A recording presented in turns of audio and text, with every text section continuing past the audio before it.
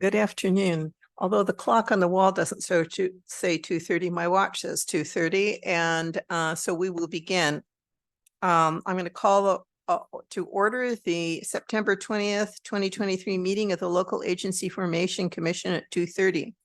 We're meeting in the San Mateo County Board chambers as well as Zoom for the public, and we have one member who is participating remotely.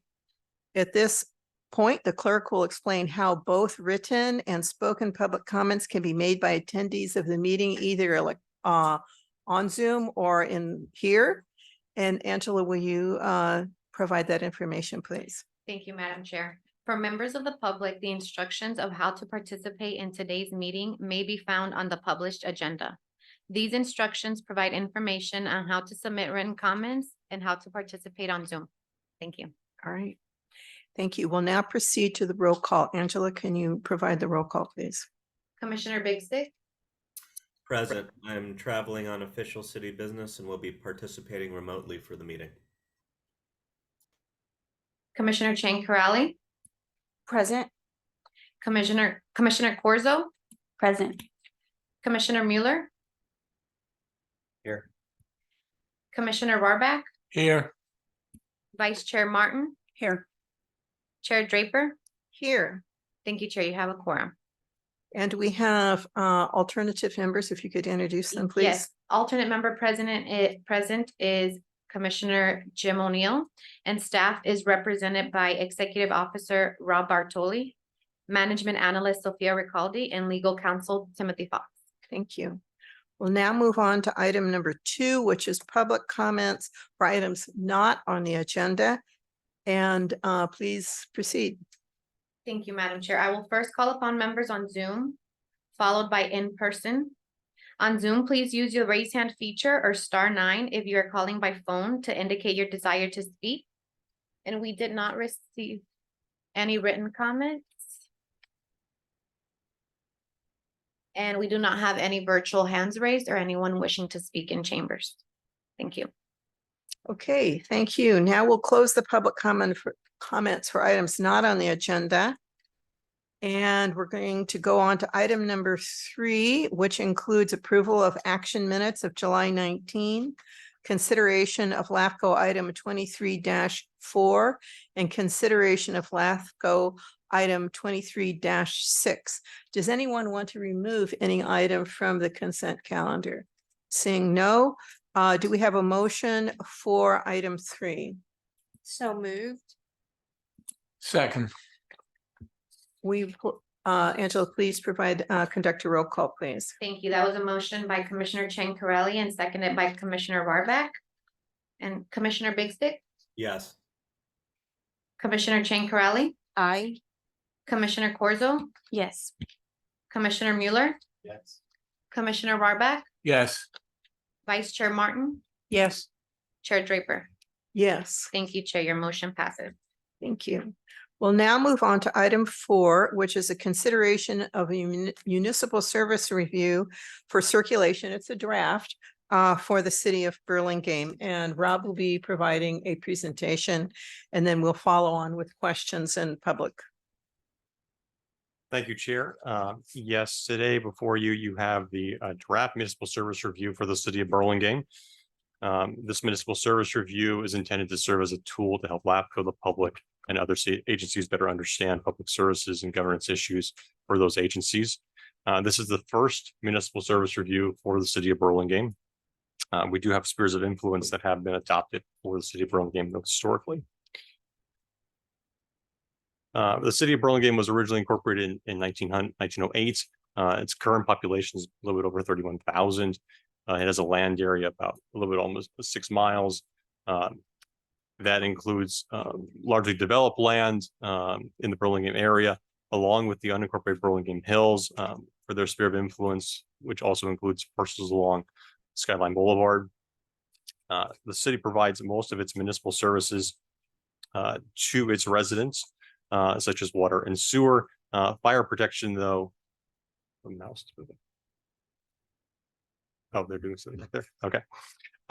The fire protection is provided by the Central County Fire Department, or CCFD, which is a Joint Powers Authority. for both the city of Burlingame and the town of Hillsborough, and the city of Millbury also receives services from CCFD. This is a map of the existing boundaries and again, sphere of influence of the city of Burlingame. The city of Burlingame's current boundaries are in the darker color. The sphere of influence for the unincorporated areas are in the lighter color. And I had mentioned the larger area is this area of Burlingame Hills, and there's two smaller segments. The original sphere of influence for the city of Burlingame was established in 1980 and reaffirmed in 1992. And as described in the report, there's no proposed changes to that sphere of influence, as there is no other adjacent unincorporated area to include within it, and that area remains proposed to be served by the city of Burlingame in the future if there is an annexation. This is just a poster map highlighting again what is known as the Burlingame Hills area. This was largely subdivided in the early 1900s and is mostly developed already. The area receives water service from the city of Burlingame, and it receives sewer service from the county under the county sewer maintenance district for Burlingame Hills. Their possibility of annexation of the Burlingame Hills area has been discussed numerous times over the last few decades, with the most recent serious inquiry happening in the early 1990s.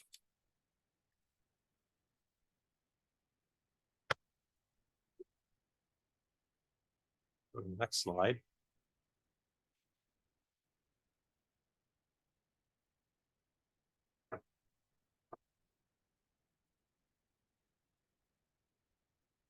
Some key issues that were highlighted in the municipal service review is that the city is recovering from the pandemic slowly. However, regarding this transit occupancy tax, which is collected from hotels, that has not returned to pre-pandemic levels, much like a number of other cities along the peninsula.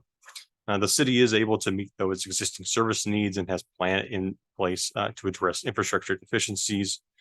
The Central County Fire Department recently conducted a community risk assessment and noted that there are several capital improvements that were needed to replace either aging facilities or equipment. And I'll talk about that here in a couple slides. The county is currently exploring through a draft study alternative governance options and service options for the Burlingame Hills Sewer Maintenance District. But the city is anticipated to meet its service demands for foreseeable growth in the near-term future. On the next slide, we touch on some of the municipal service determinations and recommendations. We're having a little difficulty. There we go. Thank you, Angela. Oh, there we go. So for growth in population, there's about 13,000 household units currently. As everyone might be aware, that the cities and the county are currently going through their housing element updates. So looking at potential growth for the city of Burlingame, it's projected that they have to plan for about 3,000 more units, which is about a 25% increase over the next decade. But the city has recently adopted a general plan, and most of that new growth was actually already planned for within that new general plan and zoning. So the city does have plans to address deficiencies that they have in water, sewer, and storm drain systems. And they do not foresee any impacts to those service deliveries going forward, even if that growth does occur, as they do have those plans in place. For disadvantaged unincorporated communities, although there is in the unincorporated area of Burlingame Hills within the sphere of influence of the city, that does not qualify as a disadvantaged unincorporated community under CKH.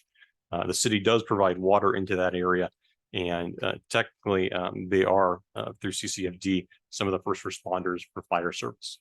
I'll talk about the fire service a little bit more on the next couple slides.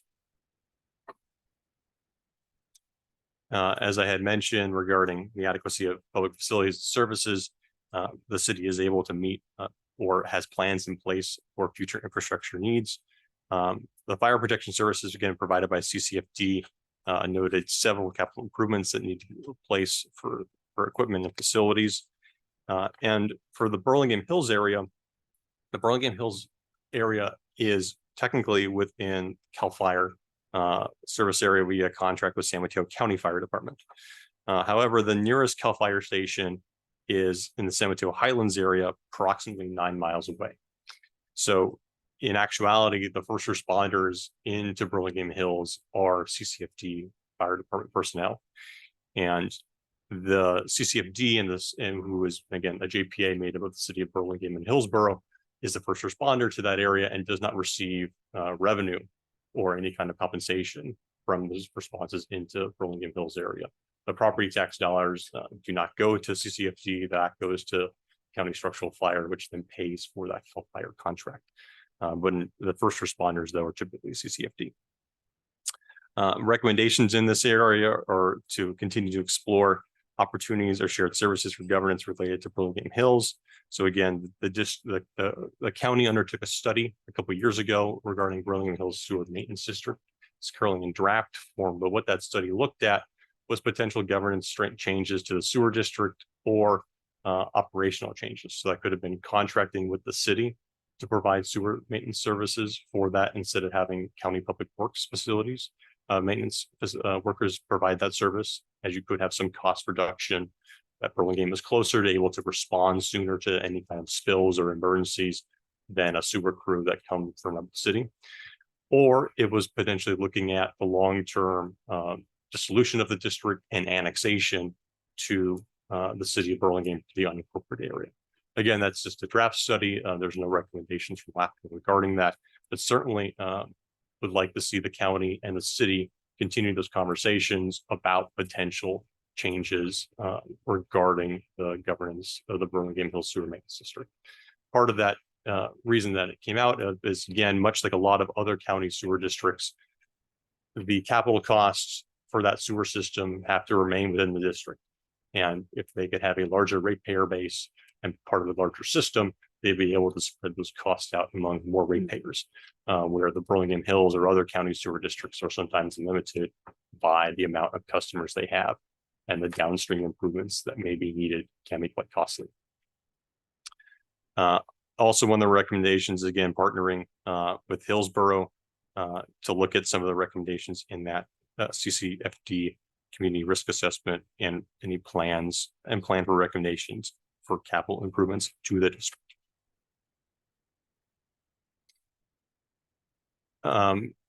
The city is currently maintaining current levels of service, even though as costs continue to rise. And its main revenue sources, though, are not at pre-pandemic levels, but they are increasing.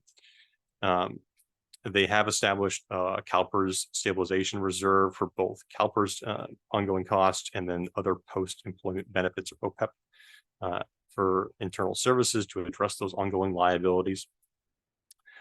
They are looking at revenue trends and future pension costs, again, to finance, to forecast how the city will be doing. It does have a reserve policy and is a relatively healthy reserve, and it's meeting its target goal. As of fiscal year 23-24, they had a budget of about $80 million, with, again, a healthy reserve for both the general fund, for emergency incidents, and for the enterprise funds they have. The city has also adopted several policies to ensure continued financial accountability and stability. And those policies include regarding capital investments, cost recovery, debt obligations, and general fund reserve. Much like many other cities and other agencies in the county, they do have CalPERS liability, but they are well aware of those financial liabilities and are planning to take care of, to address those through a number of plans or through, again, a special reserve fund. The city does receive excess ERAF. It's about 4% of their total budget.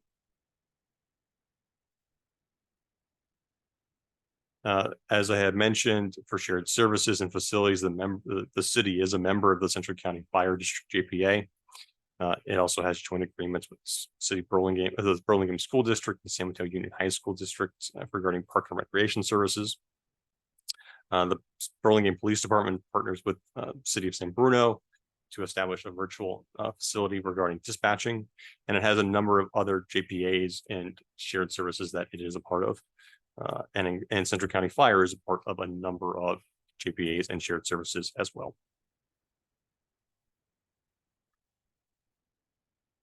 The city has relatively comprehensive policies for administrative and financial information. City council meetings are accessible, and there are no issues, Brown Act issues or disclosure laws. The city has not reported any issues regarding staffing or turnover, and it routinely adopts budgets and audits in a public manner. Other issues that we've highlighted that the city has, much like another other cities in the county, they continue to engage in activities to address natural disasters and natural mitigation, hazard mitigation planning, and sea level rise particularly. And one of the recommendations that we have is just for the city to continue with those efforts and coordinate moving forward with those partner agencies regarding natural hazard mitigation, particularly again, sea level rise. So the recommendation before the commission today is to open the public hearing and accept public comments, provide any input from the commissioners, and then direct staff to schedule the final municipal service review at our next public meeting. We will also have a public workshop for any members that may want to attend in between this meeting and the next scheduled LAFCo meeting, and we'll make that information available once we have scheduled that for the public if they wish to attend. That will be a virtual meeting. I'd be happy to answer any questions. Thank you. We will, I'm going to entertain any questions that the commission may have, followed by the opening to the public, and then we'll come back to any comments that the commission may have. So at this point, any commission have questions of staff? Katie? Always.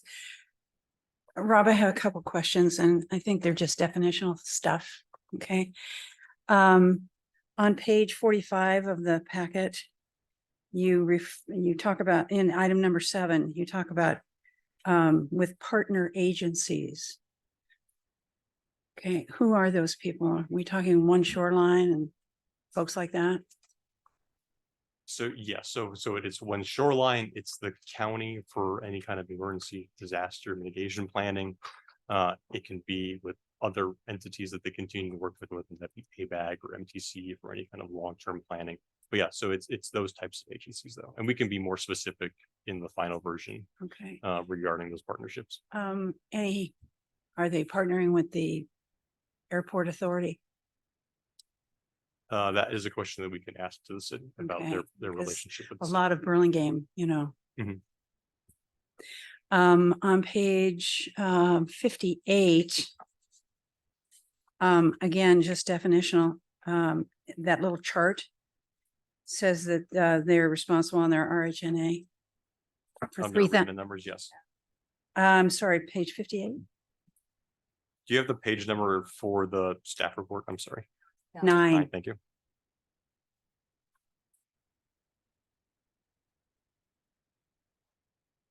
Yes, That little chart that you have there yes. says they're responsible for getting 3,257 additional housing. Mhm. Is there any more defined way to say additional? I mean, can these be ADUs?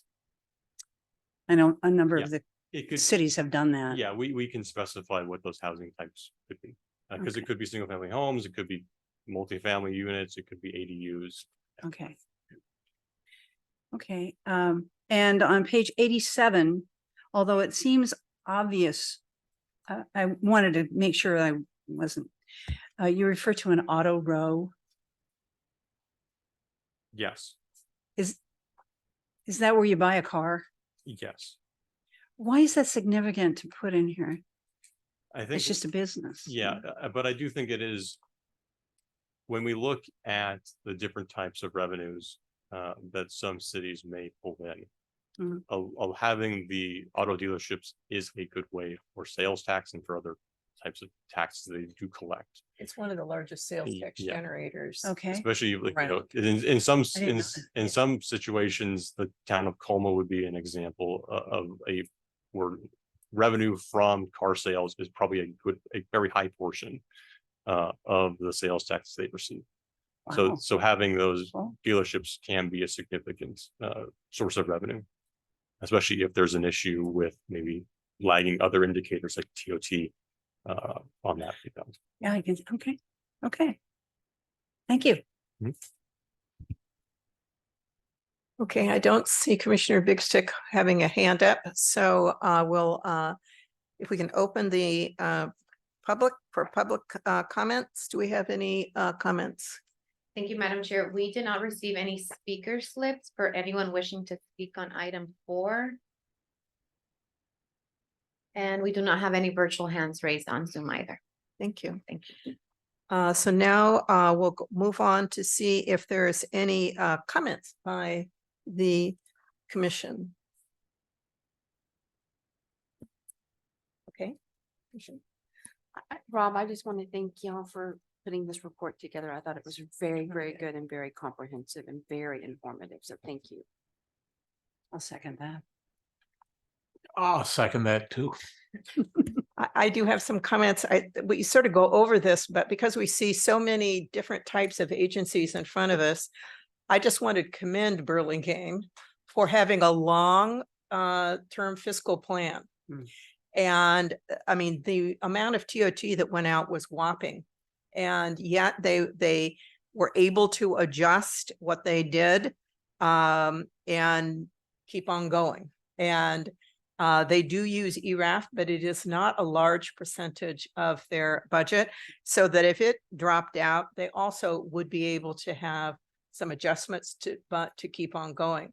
So I think the notion of having long-term fiscal planning is really important, and it shows here. I think another thing that, again, that we've seen with other agencies is they also have long-term plans of assessments and then plans to address their infrastructure. And sometimes in some of the agencies that we've looked at, they may get some of that information, but then don't do anything about it, or they don't get information at all. And so again, I think they should be commended for doing it. I mean, every agency is going to have different challenges over the period. We saw San Francisco have a huge water main break, and then they had a huge sinkhole in their street. And so these things do happen, but it appears that here in Burlingame, they're looking at them, they're assessing them, they have a plan to deal with them, even with their fiscal challenges. So I just thought that we should stop and commend them, because we've looked at a variety of things, and it appears that they have attempted to do this. I also looked at their website, and you could see that information on their website. And so it appears just at first glance that they also are trying to be transparent. So with all of that information. So I think we should just stop and commend them for those things. Okay. I think we've finished with this. We do not need a motion on this. Do we? We'd be asking the commission to set it for the next LAFCo hearing. Okay, do we have a motion to set this for item 4, to set this item for a full hearing on the final draft for next meeting? Do I have a motion? I'll move. I'll second. And Angela, if you could do the roll call, please. Thank you, Chair. That was a motion by Commissioner Chang Corrali and a seconded by Vice Chair Martin. Commissioner Big Stick, Yes. Commissioner Chang Corrali, Aye. Commissioner Mueller, Yes. Commissioner Barback, Yes. Commissioner Corzo, Yes. Vice Chair Martin, Yes. and Chair Draper. Yes. Thank you, Chair. Your motion passes. Okay. Now we'll move on to item number 5, which is the municipal service review, which has been circulated as a draft for the town of Hillsborough. We're going to have, again, a presentation, this time by Sophia, and then we'll go through the questions and public comments and a motion. All right, thank you, Madam Chair. So the town of Hillsborough was incorporated on May 15th, 1910, and as of 2020 has a population of 11,387 residents. The town of Hillsborough spans 6.23 miles and is mostly residential, with the exception of the town hall, the fire and police stations, and some public schools. In addition, there are 3 public parks and 259 acres of open space. The town of Hillsborough provides most municipal services to the residents of Hillsborough, but fire protection and emergency medical services is provided by Central County Fire Department. This is a map of the boundaries and sphere of influence for the town of Hillsborough.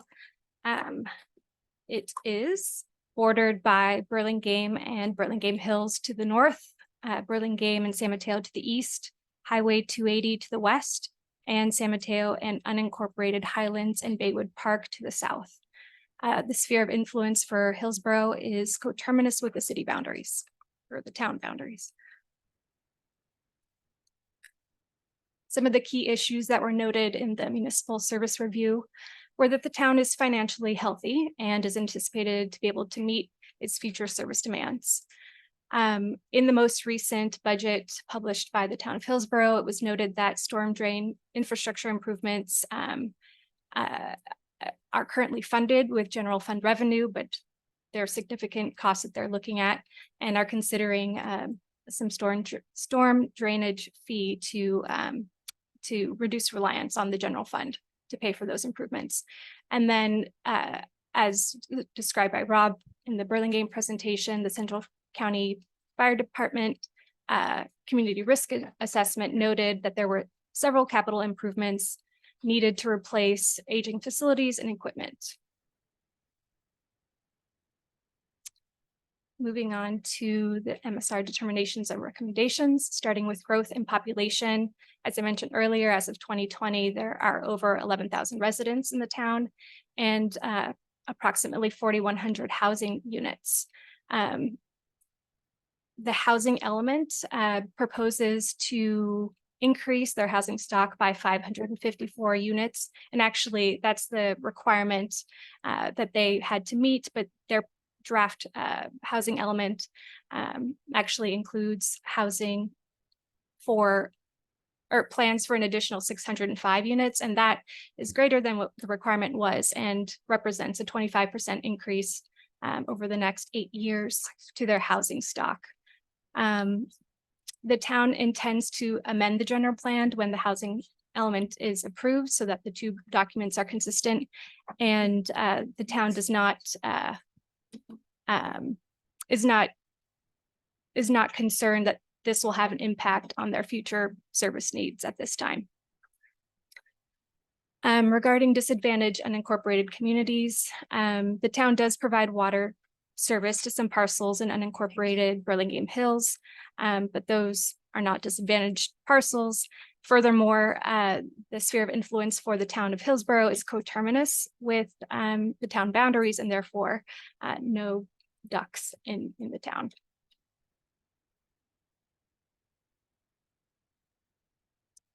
Regarding capacity and adequacy of public facilities, in our review, LAFCo staff didn't identify any deficiencies in the town's capacity to meet existing services for which the agency does not have a plan in place to resolve. And the town is anticipated to meet most service demands of the foreseeable population growth with infrastructure improvements and mitigation measures. As described earlier, fire protection and emergency medical service is provided by Central County Fire Department, and the recommendation to partner with Burlingame to review the capital improvement suggestions is the same as was presented in the Burlingame MSR. The Hillsborough is aware that its infrastructure is aging and in need of capital improvements, and the town's annual capital improvement plan demonstrates that the town is thinking about how to plan for and fund those repairs. The town's water and sewer system capital improvements are funded through their respective enterprise funds. But as mentioned earlier, the storm drain capital improvements would come out of the general fund as currently planned. And again, the town is considering implementing a storm drainage fee to address those costs. So LAFCo recommends conducting an analysis to see if that is the appropriate method to address the capital improvement needs. In 2021, Hillsborough updated its urban water management plan and found that residents had significantly reduced its water demand over the past decade and a half. In addition, the guaranteed water supply through the year 2045 exceeds its projected water demands through 2045, which is great. However, the projected water demand in the report assumes minimal population growth and doesn't really align with the draft housing element that has just been submitted. So LAFCo's recommendation is that the town align the urban water management plan with the housing element once it's adopted.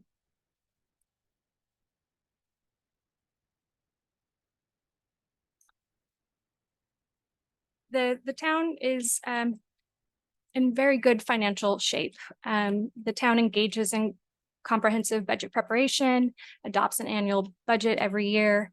It has been recognized for its financial practices, and the California State Auditor gave Hillsborough a low risk score of 85.7 in fiscal year 2021. Out of 100, it's pretty, with higher being good. That's a good score. In its most recent audit for the fiscal year ending June 2022, the town's total net position increased 11% to 97 million. And its general fund balance also increased to 31.8 million, which is inclusive of some pretty significant reserves. Although long-term liabilities increased 3 million from the year prior, it decreased its net pension liability by 12.2 million that same year. The town has implemented several strategies over the years to mitigate long-term costs of pensions and other post-employment benefits, including paying off 9.9 million of side-funded liabilities, requiring employees to pay a share of the employer's contribution, and adopting and funding a pension plan or a pension trust. The town updates the master fee schedule annually and conducts rate studies every few years. The town hasn't had any challenges in the past raising sewer rates and fees, but has faced 2 legal challenges in the past decade when attempting to increase water rates and fees. This included a lawsuit regarding water rates, Prop 218 rate setting, and drought penalties for water customers that exceeded a certain amount of water use. The town and ratepayers agreed to a negotiated settlement that included customer refunds for those that paid drought water penalties. The town recently adopted a new water rate structure that is currently being reviewed by the courts to establish the rates and validate this action. The only recommendation that LAFCo staff has for financial ability is to conduct that analysis to determine if a storm drainage fee could alleviate reliance on general fund revenue. Are there any questions? One more slide. Oh, one more slide. Shared services. Hillsborough is part of the JPA with the Central County Fire District, and also participates in the JPA with Rethink Waste. It also has agreements with Burlingame and San Mateo, the city of San Mateo for library services, and also has an agreement with the county and 20 other cities for animal control.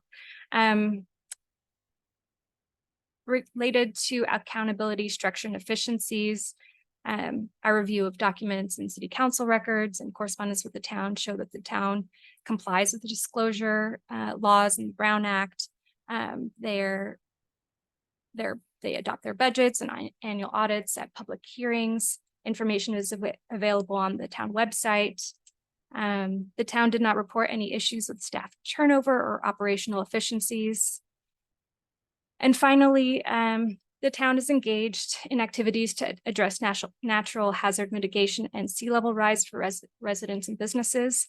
One item to note that we included in the report is that there are a few parcels in this El Cerrito Avenue area that are split by the town of Hillsborough and San Mateo city boundary.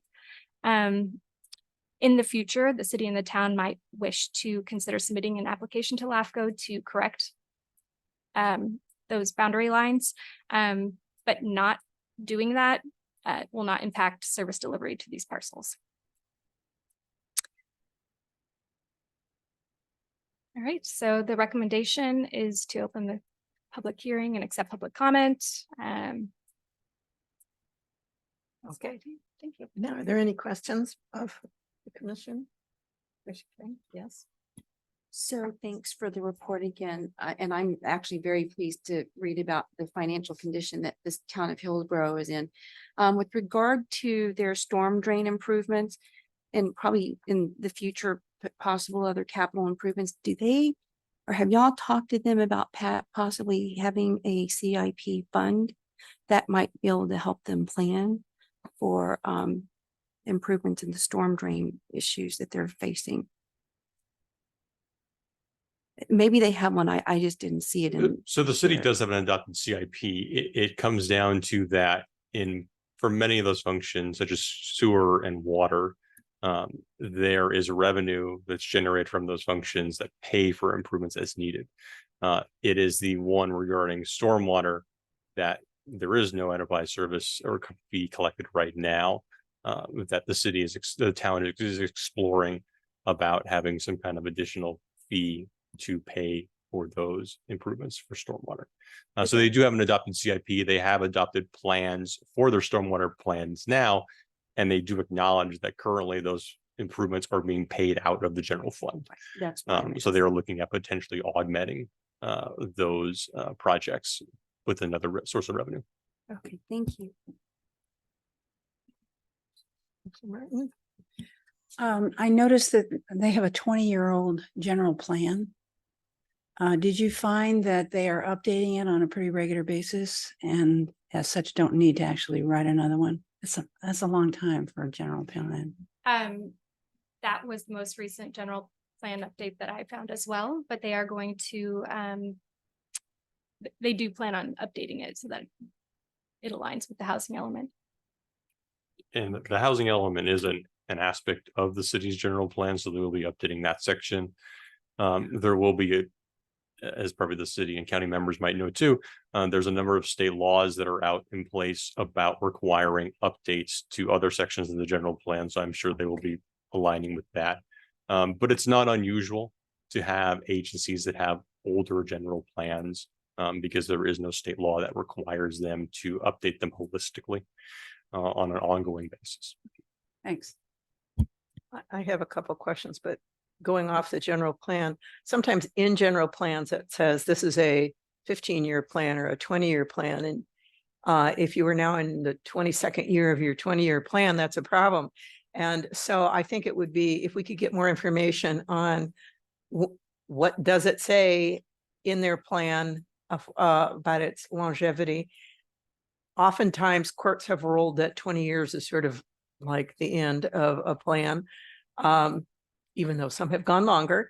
But what are their plans to do that? That would be important. And then I have a question on page 23 of the report. It's packet page 123. And it's the chart. I am pleased that they have a good or reviewed as a strong fiscal setting, or they have one, and they have a long-term fiscal plan. But I note that their surpluses have gone from $3.7 million in 1 year down to projected $1. And so those surpluses have gone down each year. And if the ERAF of 2.9 million went out, that would be a big hit. And so they may have a plan for what happens if ERAF goes away, but we just I didn't see it in the report. So if we could have some information on that, how does that factor into their long-term planning? That would be great. Okay. Any other questions? I have. Okay, and you've seen me sort of twitching around up here because my screen keeps going on and off, and now it's on. So now I see you have a question. Yes, sorry, didn't see you. No worries. Thank you, Chair. By the way, Pacifica's general plan just got updated after 42 years to give you all some idea. But my question had to do with one of the first slides around the arena. And What I didn't see in the material, which was packet page 94, page 3 of the staff report, that 25% doesn't appear under category 1 growth in population, but it did appear on the slide. And just doing some rough math, I wasn't sure that the arena allocation, even with the larger number given of 600 some odd, rose to the level of 25% of their housing stock. So I just wanted to make sure that either my math was correct and I was interpreting it correctly, or that simply that 25% number, even though it's not in the staff report, doesn't translate over to the final draft. And if I could have clarity, please.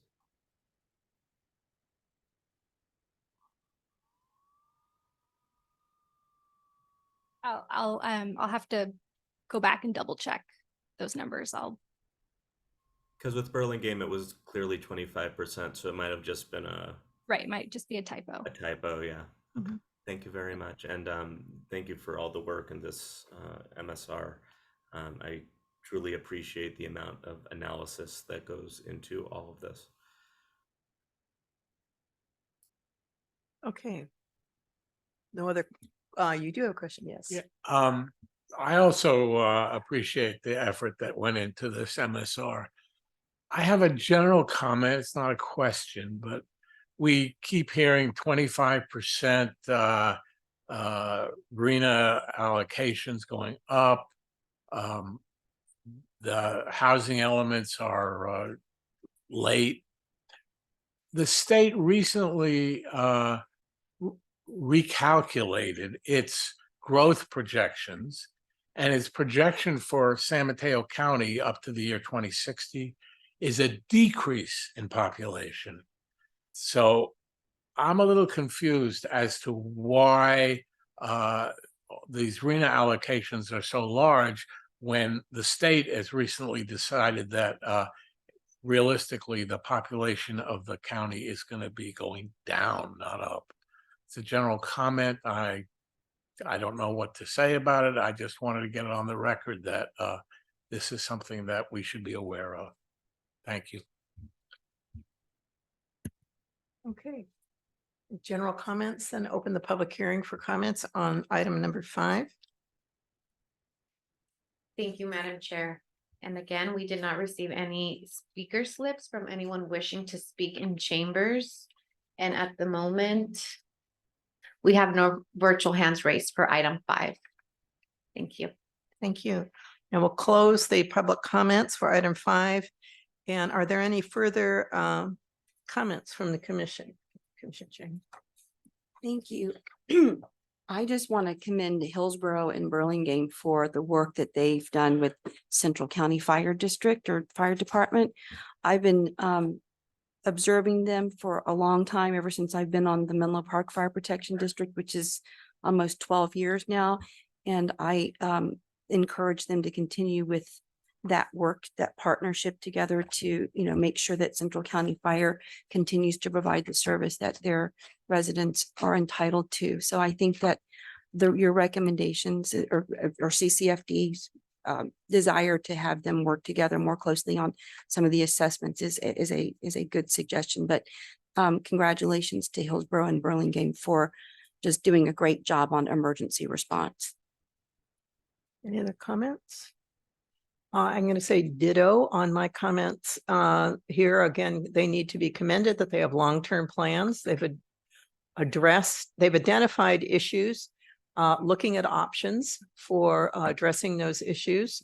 I would like to have more information on how they're doing their ERAF, because if it isn't incorporated, I think we need to have a different finding there to say that needs to be incorporated. And so those are my comments. Now let's see. We close the public hearing. Do have a motion for this item, which would be to schedule the final review for the city of Hillsborough, the town of Hillsborough, to at the next meeting for the final plan. I'll move. I'll second. Angela, we do roll call, Thank please. you. That was a motion by Commissioner Chang Corrali and a second by Commissioner Warbeck. Commissioner Big Stick, Yes. Commissioner Chang Corrali, Aye. Commissioner Corzo, Yes. Commissioner Mueller, Yes. Commissioner Barback, Yes. Vice Chair Martin, Yes. Chair Draper. Yes, Thank you, Chair. Your motion passes. great. Now we're going to move on to item 6, which is an update. As we all may remember that we did a review, a special study, not an MSR, and looked at a few select items. And then the commission said that you wanted to be updated on certain things. And so Rob, if you will provide us with that update. We had received a report, but I think there's some additional items that you want to provide to us. Yes, thank you, Chair. And so, yes, this is the 120-day update that the commission has requested from Broadmoor once we had adopted the special study. And then again, this is an informational item only. So since our last time in the chambers here in July, there was a final fund balance, that information that came out for the district that was approximately $306,000. That was lower than the projected amount of $424,000 at the July LAFCo meeting. At the end of the calendar month of July, on July 31st, the Broadmoor Police Protection District, sorry for the typo there, that fund balance was approximately $35,000. So that fell then below the $250,000 minimum balance that the county policy requires for being a participant in the county pool. And the county then started the process to remove the district. However, the county does remain in the pool as of September 13th, and I'll talk about that here on a couple of subsequent slides about some additional actions. So the Broadmoor Commission meeting, Broadmoor Commission has had several meetings since, again, our July meeting. That includes a meeting on August 12th. At that meeting, the district approved a 5% increase to the supplemental parcel tax that they're allowed to do. On the 17th, there was a discussion by the Broadmoor Police Protection District regarding potentially filing what's called Chapter 9 under U.S. Bankruptcy Code. Chapter 9 proceedings is bankruptcy for public agencies. However, at that meeting, the district did not take any actions regarding that. There was also a discussion and a request to Supervisor Dave Canova from Broadmoor Police Protection District regarding the advancement of property tax funds for fiscal year 23-24 to allow the district to continue to provide services for its residents. There was a meeting on September 12th prior to the agenda packet being published, where the Broadmoor Police Protection District then discussed a potential parcel tax beyond the 5% that the district already has in place for additional revenue that would be looking forward to in the next upcoming fiscal year, and that would have to go to an election, and the district would explore that. And there are statements made that the district continues to make payments for ongoing operations, such as salaries, CalPERS contracts, and other associated costs. During this period, there was also a meeting of the Broadmoor Property Owners Association on August 17th. And there was an update by Chief Connolly regarding the fiscal challenges faced by the district. I attended, County Executive Officer Mike Callaghy attended, and there was staff from Supervisor Canova's office as well. At that meeting, there were statements by Chief Connolly that the district had taken several measures to reduce costs and to remain within the county pool and keeping the minimum balance of $250,000. That included reducing command staff time, reducing the time for administrative staff, and also reducing costs in other areas regarding other types of charges for services. And then at that meeting, Chief Connolly then stated the district at that time had not filed for bankruptcy.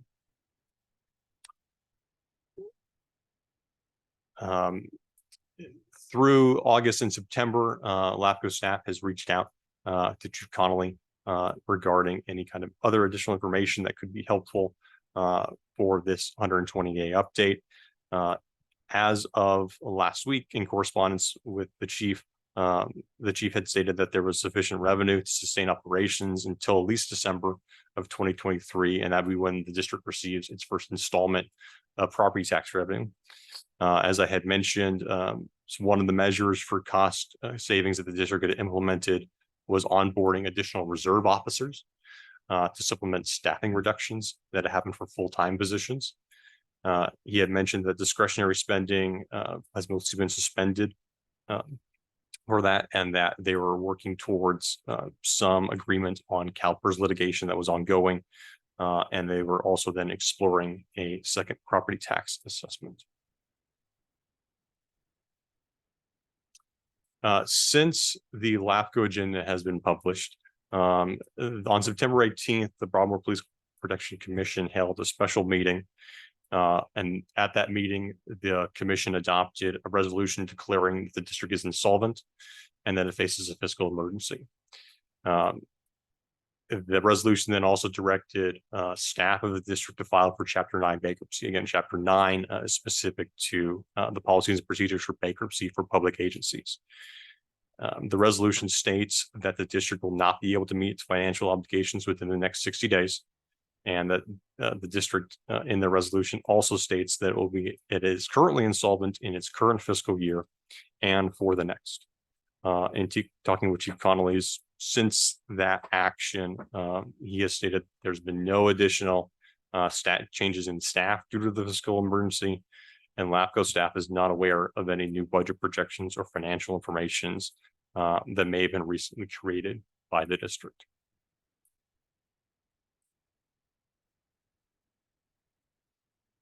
And then, as I had mentioned here, the district also continues to explore placing a new parcel tax on the March 2024 ballot for additional revenue.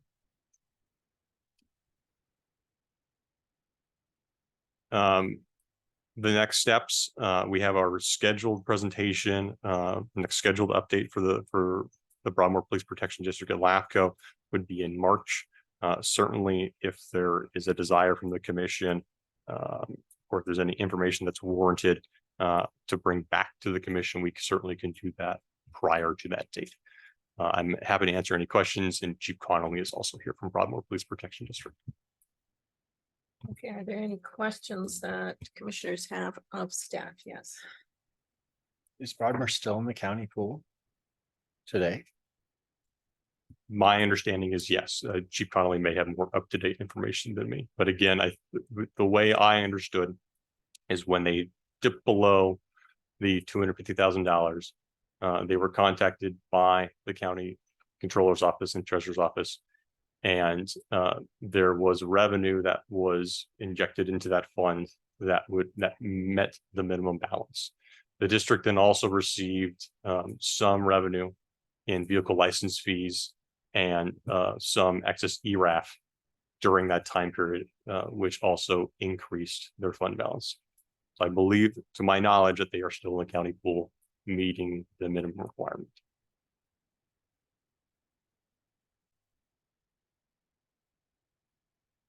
I will, okay. Commissioners, I'm looking down to my left and then to my right. Well, this is just questions, and we'll do comments in a bit. Oh, sorry, Commissioner Fixig, I didn't see you. Thank you very much. I want to inquire after the elephant in the room. Yeah. I don't remember quite the flow charts we were looking at during our last meeting, but I wish to ask, does this mean that we're in the realm of that naturally occurring county starts looking at what they need to do to help Broadmoor Protection District transition? Is that what fiscally this is strongly suggesting, or are there maybe go over the steps of what this means? So in response to that question, Commissioner Fixig, one of that I would defer to some of those questions to Chief Connolly about the specifics of that the district is taking currently regarding any bankruptcy proceedings. Regarding any long-term planning or looking at what the plans for service may be, as of now, again, my understanding is that the district is still able to provide services to its residents, but it is a question probably again for Chief Connolly to respond to about whether there would be impacts if the district did file for bankruptcy and go through those proceedings about the impacts to services for those residents. It is something that we have made the county aware of, that this is a possibility that district will be taking potential actions regarding bankruptcy. So to whether that then starts the county continuing those conversations, because I know they have been reaching out to Broadmoor from the sheriff's office or from the county executive office about potential plans or need for assistance. Those conversations, I believe, are ongoing. I don't know whether or not there was progress or again the need from the district for those types of services, but that is something that I believe that the county now is well aware of and is hopefully having those conversations with the district on. Do you have any other questions, Commissioner Big Stick? I do not. Thank you very much.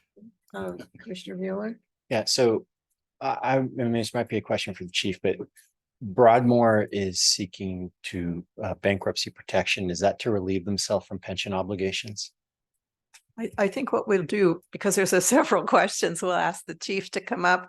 We're going to open the public part of this, and thank you for being here. And sure, but we're going to do, we're going to go, we'll just go right down like this. And so we'll start with Commissioner Mueller. And if you could restate your question, please. Yeah, so Broadmoor's filing for bankruptcy, is that to relieve itself from pension obligations? No, it is not. All right, so you're not going to be telling the bankruptcy court that you want to be relieved of your pension obligations. That's a discussion that still needs to occur between the legal representation we have and potentially CalPERS. That is not the intent, but that it may end up being a result. Okay, if Broadmoor dissolved, those pension obligations would move to the successor agency and not be relieved. Is that correct? That is correct. And Broadmoor is aware of that, but is proceeding with bankruptcy proceedings that could potentially cause those who are on those pensions to lose them. Is that correct? That is correct. Thank you. Sure, we'll just go right straight down. And My questions are similar to Commissioner Mueller's, except I am trying to understand, and I don't really understand bankruptcy for Chapter 9, but for Chapter 11, there are creditors and senior creditors. And so do you have any idea who the quote unquote creditors are besides the pension or CalPERS? I don't even know if that's considered a creditor, but who are the creditors if the police district files for Chapter 9, if there are any? I would defer that to the chief. Do you know, Chief? There is a list of creditors, one of which is the county itself. Obviously, there's part of our legal issues that would go to the legal counsel on the opposing side, which would give a stay for paying those fees, which are crippling us right now, and then a number of other vendors that we deal with. So do you have any idea what the seniority of the creditors are? Commissioner, we have not gone that far into this yet. This was Okay, just determined last Monday, and we're in a discussion with legal counsel about next steps. okay, because I would love to get that information once you've identified that senior creditors and all the creditors in general. That will all be public information. Thank you. I think I have a couple questions. You answered Commissioner Mueller's question by saying that wasn't your intent.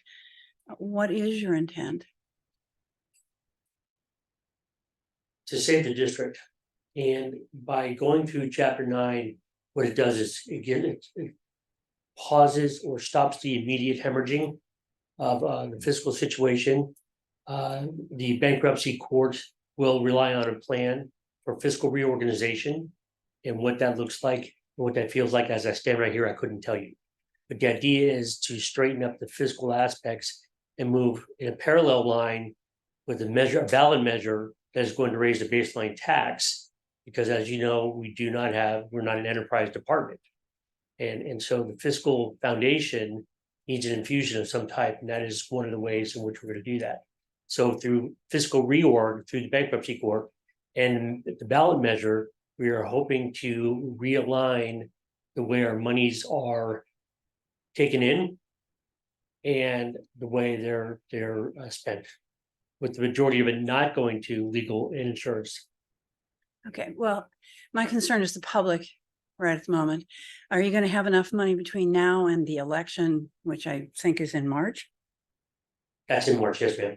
So pay our your next officers to, deposit, major deposit, is in December from property taxes. right? It is our hope, because we do have the investment pool, which are still part of, but our burn rate just on payroll and CalPERS unfunded liability is approximately 100,000 a month. And so it is going to be very, very tight for us. And monies that we were anticipating, in fact, right now we're doing what you call, you've heard of crime mapping and data mapping, but we're doing fiscal mapping. And part of the challenges we have found is to identify all the sources of revenue that have been coming in. One of the sources of revenue that we anticipated to come in was in fact based on historical, last year's historical finances, actually was an advancement by the county to us last year. So we're not getting that money anticipated this year. It's an $80,000 hit. So we are doing a very deep dive on the immediacy of how long we're going to be able to sustain our functions. And there's alternative plans in place. Can you share that with us? It would be a combination of working with the sheriff's department. We haven't engaged in these recent discussions, and a combination of our reserve officers working in partnership with the sheriff's department. Thank you. Commissioner Big Stick, do you have questions? Yeah, I think I'd like clarification of what you just said. I think I didn't quite fully hear it. The partnership with the sheriff's office. Could you go over that again with me, please? We have a number of reserve officers currently, and we have also approximately a half dozen to a dozen applicants for reserve positions that are in the process right now. We can onboard them and work in conjunction with the sheriff's department to cover down on full policing cost. In other words, reserves are not charged. We do not pay our reserves. Okay, so who pays the reserves? They're not paid. They're not paid, period. They're volunteers. Got it.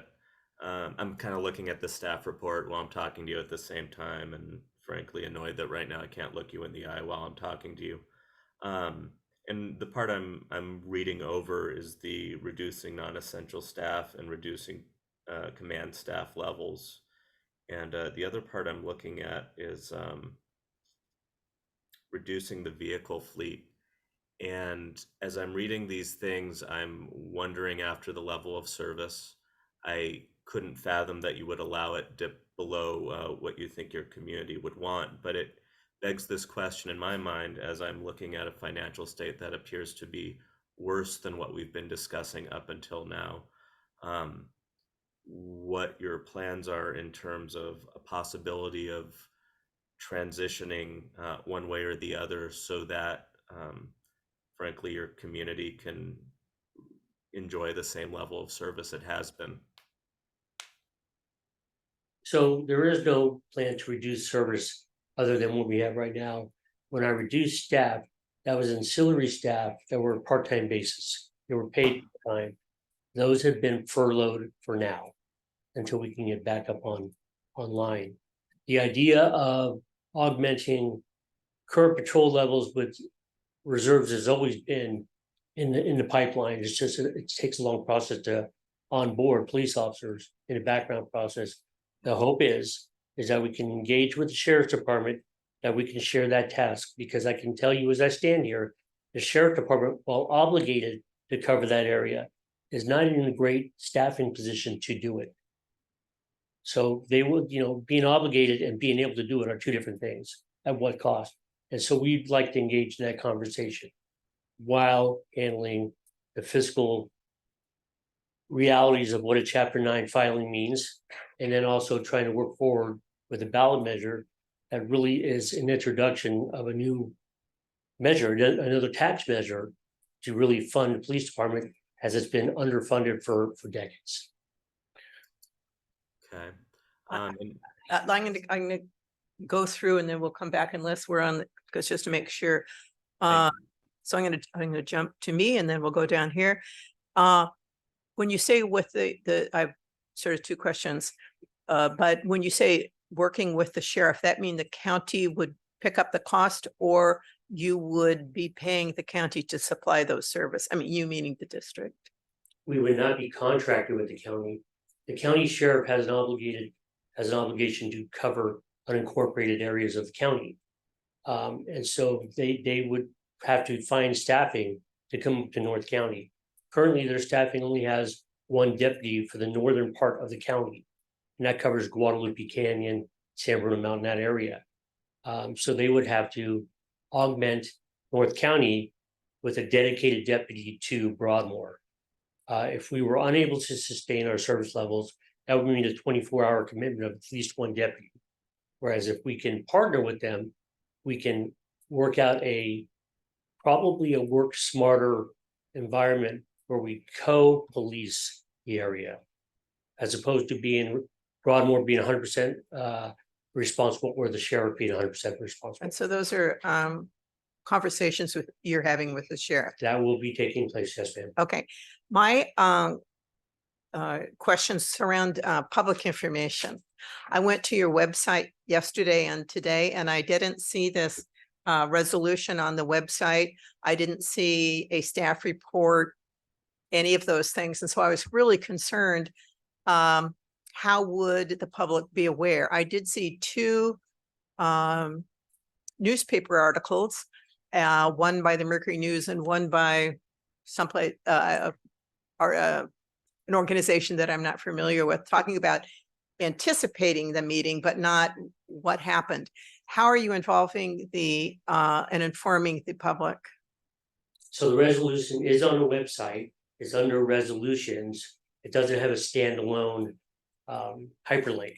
It's in the resolutions, and then the resolutions come up and it's one long PDF of several resolutions. That has more to do with a website maintenance and space factor, but it is there for sure. It's the third document in if you scroll down. Okay, because when I looked, there was a series of resolutions on the left and it Yeah, it's wasn't the one. top. It should be the top hyperlink that says resolutions, the top line. At least that's what I looked at. Okay, So having said that, we are noticing the public to the best we can with our public physical noticing, with our electronic noticing through Facebook and next door. And quite frankly, we've always had a very, very low turnout for our meetings. And so public participation has been a challenge for years. And it's only since we started partnering with the Broadmoor Property Owners Association that we've seen an influx of people attending their meeting, in which we're there to answer operational questions. That continues to be the method when we're messaging this to the public. And there is a meeting tomorrow night with the Broadmoor Property Owners Association. The president is here in chambers, and we work together to get this information out. But I think it's a challenge that any organization has, is trying to get the message out. And if it's not a great message, there's a tendency not to look for it. But it's all about being transparent. thank you. Thank you. I was wondering if you could please help me understand, in reviewing the resolution to file for bankruptcy, there's an entire section stating that the county of San Mateo has been relentless in trying to dissolve the district. Can you help me understand why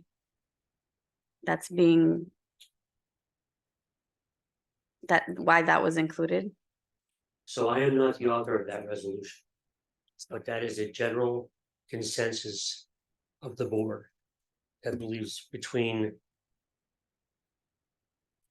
a lack of support from county entities, be that fiscal or others, and dealing with certain political realities that have been brought on by this board. In other words, the initiation, I believe, was last year of the report I'm not even sure what type of report that was.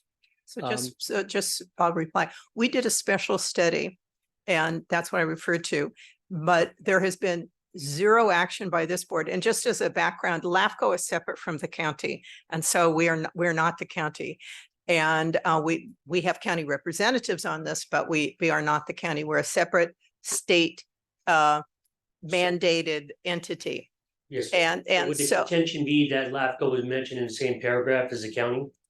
well, what it says is it says the county is doing it. But I just wanted to say is there's been, as I've said many times, this agency, and I'm only speaking for LAFCO, Understood. has never taken any action regarding dissolution. Rather, we were concerned that the public was not aware of the fiscal setting and the and other types of issues.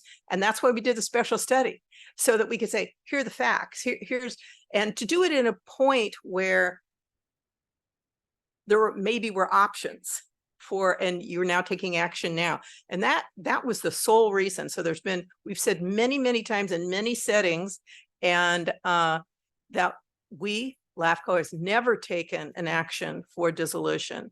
And so I could see where people, when they feel threatened, say things, but it is the fact, let's stick with facts. And this special study was solely for, let's get the information out there and let's involve the public and let's get the public involved with finding solutions. So that was the motivation. So I don't want to put that again on the record. And so I'm not speaking for the county and any actions because I don't know what they are, but that's where LAFCO is. And it's important that your commissioners know that's where LAFCO is and on that subject. Mr. Chair, thank you for that information. And I didn't answer a question about the media component. Mr. Portzel, you had mentioned previously, the media component happened about 2 or 3 months ago where they were publishing stories. Those stories were not coming from my office. I would be considered a true source of information. They were coming from people that were just speaking in different levels, and it just went into the media. I'm sorry, I want to jump. That's in, but okay. That's okay. I'm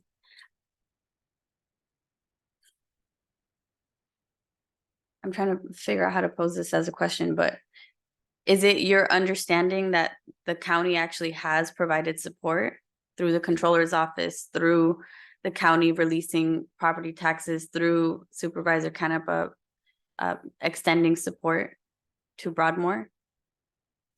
So first and foremost, up until last Thursday, I was completely unaware that the county had forwarded us or advances any funds whatsoever. That's the first time I've seen that. And when I reached out to the previous chief, that previous chief, who was already gone just about that time, was unaware of it. He had never requested it. And all of a sudden it showed up in our books as an advancement of 79,000 last October, November. So somebody took that initiation to do that. And maybe that was based on a red flag or a warning that they anticipated seeing.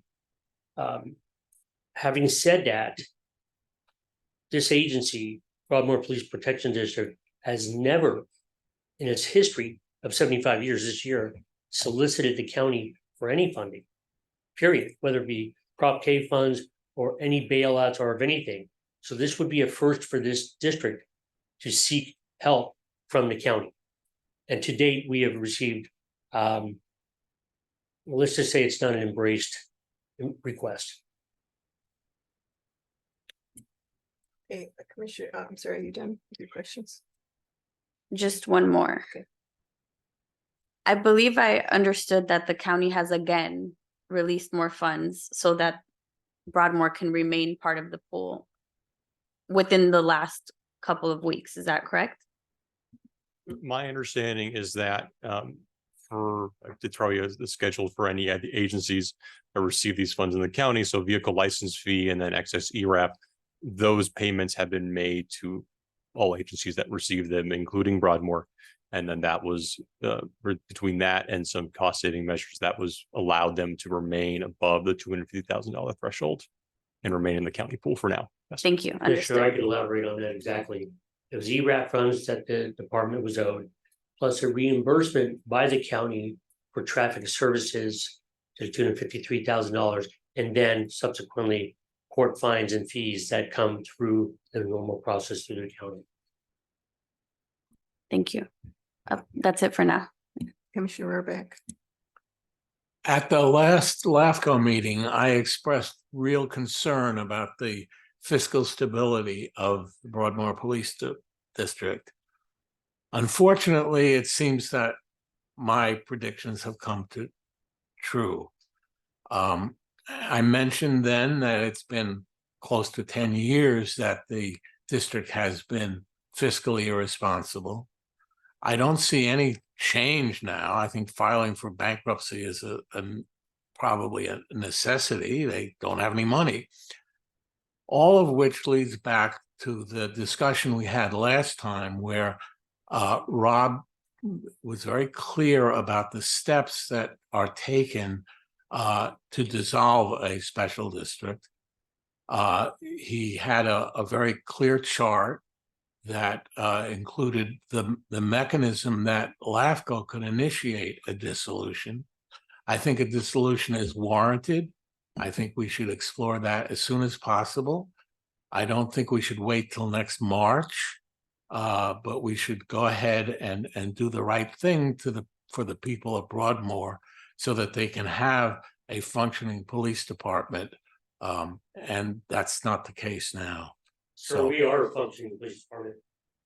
I will stand here and tell you that. It's not fiscally in great shape. I recognize that, but we are a fully functioning police department. Okay, so that's one comment. And do you have a question? No, that's my comment. Okay, now I understand there's questions back here. Yeah, so I actually, so I'm concerned about level of service because I'm not sure where the money's coming from to pay the bills. Seems like the bills are running faster than money's coming in. So I have real concerns about true level of service. I think the county bill must be running too, but we provide for public service. But the thing that I'm, so in addition to level of service, which I think which I'm going to trust that you're keeping track of as the chief, I am very concerned that you all are taking the risk of taking pensions away from officers who served the public for Broadmoor residents, and you're risking taking them away to keep the district going rather than going ahead and going through dissolution and assigning those pensions to a successor agency. I cannot believe you would do that to officers who have served and done their part for your community. And I think you need to be transparent with the community that you are risking that for them. That's wrong. Well, Mr. Beamer, we have not had the ability to have an open discussion in this courtroom or in this chambers. There is a history of CalPERS misadventures, if you will, that dates back 10 plus years that brought us to this point, and the litigation associated with that, and the legal fees that we are paying to an attorney to represent our district in CalPERS proceedings. It is this responsibility lies flatly with those who abuse the CalPERS system. So I take no pleasure and no joy in being up here at the dais, explaining to you that we have to take a measure like this under Chapter 9 and understanding fully that officers that dedicated their careers to public safety in Broadmoor are going to be suffering. I take exception to that. Because we are doing everything. There is a lawsuit that is handling that issue right now that will go ahead and and will determine the merits of that. After that lawsuit occurs and the merits are occurred, you are seeking bankruptcy protection thereafter on whatever judgment comes from that, sir. The merits of what you are claiming with respect to the CalPERS lawsuits will be decided in court. You are speaking bankruptcy protection with respect to all of your pension obligations, potentially, sir. Potentially, yes. That is wrong. Okay, Commissioner Big Stick. Yes, and we're still in question mode, correct? Question. Right, we sort of drifted a little bit into, but I'd like to hold it on questions, and then I'm going to give the chief an opportunity to say something. Certainly. So my question is, for whatever reason, appreciating that the apparent trajectory of the finances of the district are not going in a manner that necessarily suggests that they will be caught before they hit the bottom of wherever they're going. My question is, are you in talks with county in terms of long-term strategizing? And I say this understanding that so far LAFCo has not decided to issue any sort of a dissolution process, but I do recall, and forgive me, I don't have the paperwork in front of me, but I do recall that there seemed to be more of a natural dissolution process that might occur without any help from LAFCo whatsoever, in which frankly the county and possibly Daly City and whatever pertinent organizations surrounding you might assist you in transitioning to a more solidified form for the fate of the district. So my question to you is that long-term planning, has that begun on from your perspective? No, sir, it has not. The resolution and the board's decision, the Board of Police Commissioners' decision to initiate Chapter 9 proceedings only happened 2 days ago. And so we are working with legal counsel to identify the best path forward. And that also includes noticing the county, which they are officially noticed. We've been in contact with them. So it's a little bit early in the week. I don't have those answers that you're looking for. Thank you very much. Okay, I think those are our, we have one more question. Chief, thank you for being here. I want to make it very clear that this, at least from what I have seen so far, dissolution is not, there's not a process for that. So whatever is in your bankruptcy resolution, I think is false and misleading, if that's what Commissioner Corzo is referring to. In our email that we received that included the bankruptcy resolution, there was also a letter from a member of the public, Andrea Hall. And whether or not you take her seriously doesn't even matter. But I have, some of the things that she has outlined has been documented over the last, I don't know, 10 years or so with former Chief Parenti. And I actually attended the last meeting of the Homeowners Association, really just as a member of the public, just to listen and get a sense of the timber.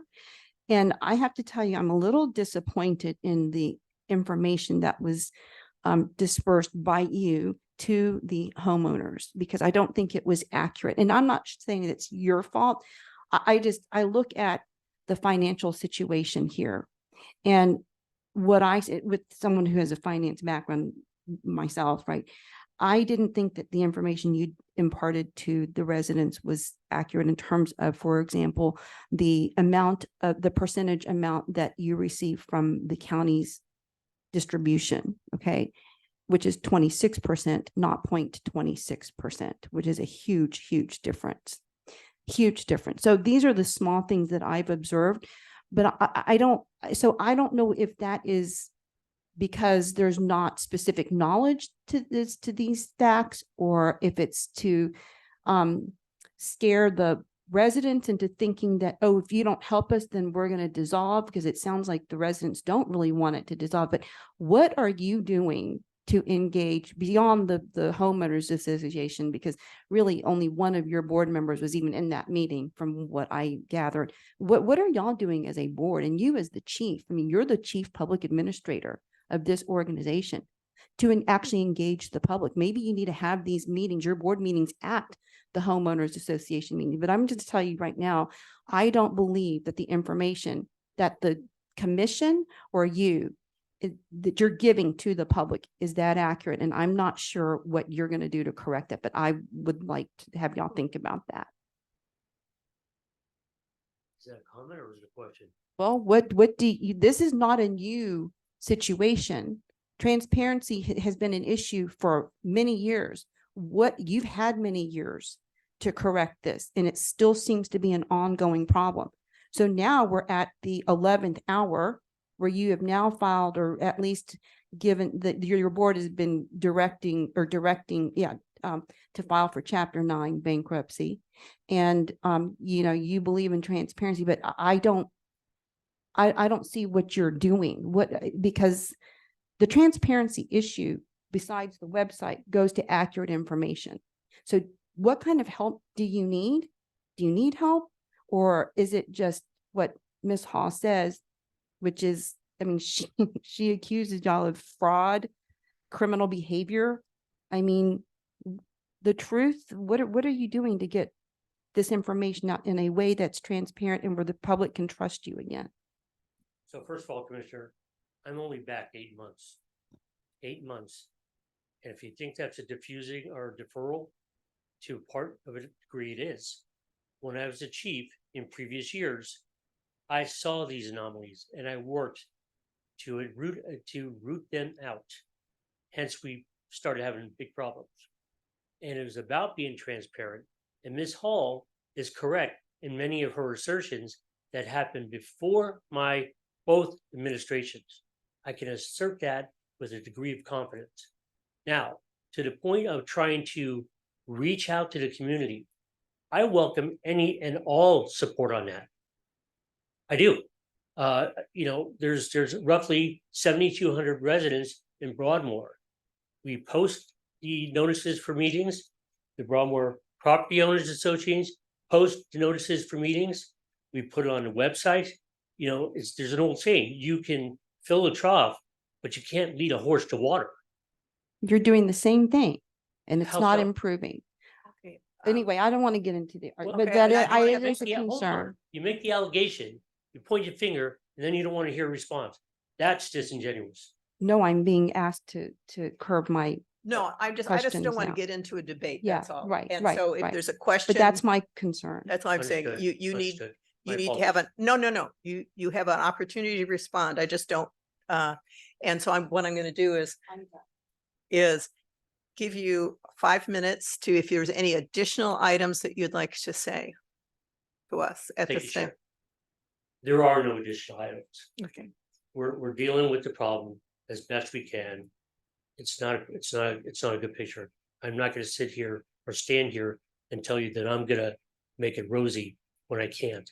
I'm doing the best I can, given the tools I have and the options I have. That's what I tell you. Okay. Thank you very much for being, do we have other people who would like to address us on this item? Yes,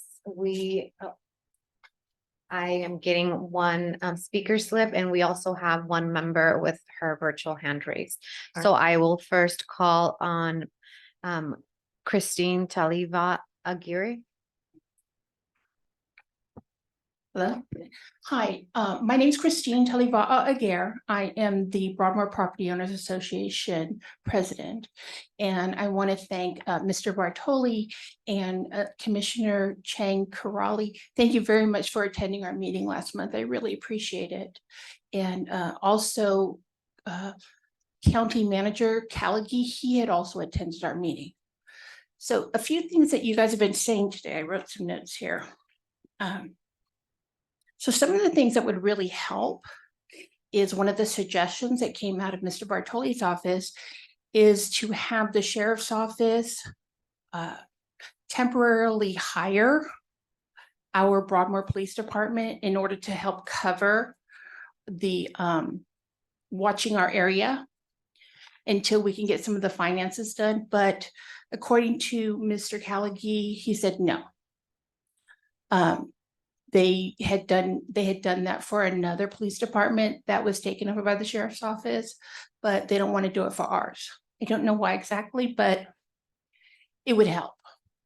One of the other things we received, the roll closed at $308 billion. We're supposed to be receiving $3.08 billion in property taxes. It'd be nice if you guys would help ask the county to give us a little bit of money. It certainly wouldn't hurt, but that is a lot of revenue because I work for the assessor's office. For the October commission meeting, I am inviting the chief to bring his commission to our community center to do his meeting there, so that hopefully we can get more people there. If any of you would like to come to our meetings, you're certainly welcome. The third Thursday of every month at 7 o'clock, including tomorrow. So, and one last thing. Our office has to, if I could just finish this one last thought, our office has to contract with San Mateo County for everything for any of the CSI stuff. It's really expensive. As a police district, I would think we would get a little bit of a break, as well as any other police district. And again, that's something that'd be really helpful because they keep raising their prices, but their county is also getting money from other places, from the general fund, et cetera. So thank you very much. We have one from the public too. Yes, I will now call on Andrea Hall. Hi, my name is Andrea Hall. I've spoken on these before. First, I'm sorry that the Broadmoor Police don't take me seriously. I know their officers have asked me if I was an attorney because they don't think they are required to enforce the laws equally on all of the residents of Broadmoor. I am an attorney. I've decided not to file my lawsuit as a courtesy to them, to allow them an opportunity to change and fix their errors. But they're obviously committed not to fixing their errors. They're committed to asking other taxpayers in the county to subsidize their incompetence. The declaration of fiscal emergency wasn't disclosed on the agenda for Monday's special meeting. It just discussed bankruptcy, which continues to violate the Brown Act, even as Chief Connolly was himself convicted of violating that act just a couple years ago. Second, CalPERS will absolutely be a creditor. They have to negotiate with CalPERS before they can even file a bankruptcy petition. To suggest that this is not going to lead to a renegotiation of their pension obligations to officers who had nothing to do with this CalPERS embezzlement with David Parenti is just simply wrong. I quite frankly think it's disingenuous and misleading. Anyway, those are my comments. Thank you very much. Thank you, Ms. Hall. And with that, Madam Chair, we have no further hands raised for this item, but just for the record, I would like to note that we did receive the written public comment from Ms. Andrea Hall that was posted to the website and circulated with the commission. Thank you. Okay, now we'll close the public comment on item 6. The next step is, let's see, March something that we were going to have this coming back, March 20th. But I have a feeling that this commission might want to have more, not wait, more frequent. And so I'm going to entertain comments, but I'm one of the ones I'd like to hear is if you'd want something sooner than March 20th on that.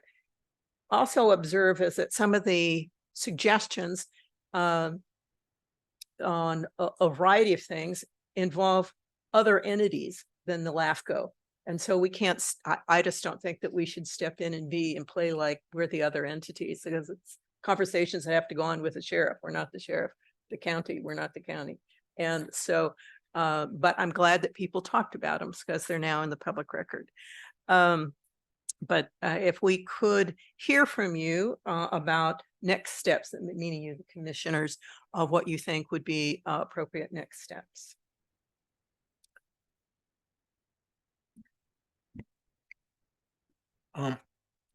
I apologize that I made a comment when it was question time. It's my mistake.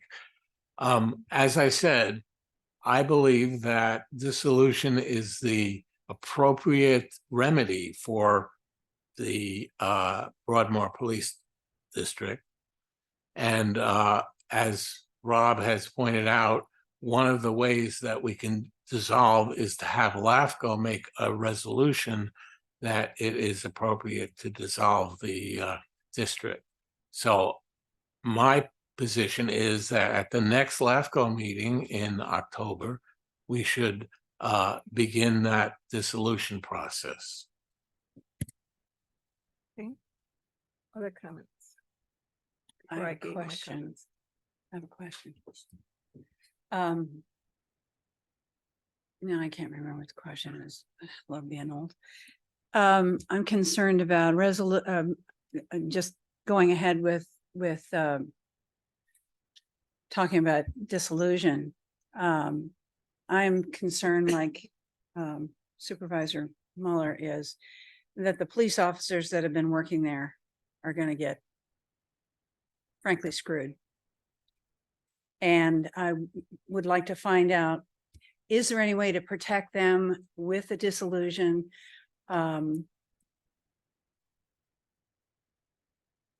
So I'm going to say I would not support dissolution right at this moment. Because I think we need more information. There's other dissolvers, if you would, besides us. The first, as I remember from the information, the first thing we have to do is a full municipal service review. I mean, that would be the first step that we'd have to do to initiate. It's about a 2-year process as was laid out. And so the first step, if we went down that path and began to go down that path, it would be a full municipal services review, just like we did with the other 2 entities that we looked at today. But I'm not prepared to take that step yet, because I think there's other investigations, other conversations that have to be sorted through. So that's where I am. But I am thinking that we need to have this information on every meeting for this calendar year up to March, so that we can understand where we are, because we may at that point understand that, because I'm concerned like you, but these conversations haven't occurred yet. And and I think they have to be. That's just my feeling. Yes, Commissioner Curley-Chan. I would agree with that, President Draper. That said, I mean, there are some things that have got to improve because the public perception is so bad. I'm actually in support of special districts in general, but I got to tell you, given the situation with Broadmoor Police, you're giving special districts a pretty bad reputation. And I'm on 2 special district boards. I have the privilege of serving on 2, and we've turned around one of them, and we're very proud of that. But that took a lot of effort from the board and the chief or the general manager working with the board and the public. And that's why I was asking, you are providing the basic minimum level of transparency from what I can see, and it's not good enough. Again, you're in dire straits right now. I don't want to dissolve this at this time. I agree with President Draper, but at some point you're not going to leave us with a lot of choices. So I agree with you, Commissioner Draper, that this should be on our agenda as much as possible for status updates, right, from the staff they've been doing an outstanding job. And I think doing an outstanding job and being neutral given how contentious this issue is. And I'm not even sure that we're getting the full all the information. I looked at your finances for the last meeting and I could barely even understand it. And I am a finance person. So I would advise that you go beyond the minimum standard of transparency and try to get a better understanding. Maybe LAFCo can help you. I've mentioned CSDA before. They have services. I know that you kind of poo-pooed that last time. And I just went to a CSDA conference, and I know that in the LAFCo session, and there are resources if you ask for them. And I think you owe it to your residents to ask for help, as much as we can provide that. But to just provide the minimum level of transparency is not good enough. Commissioner Mueller.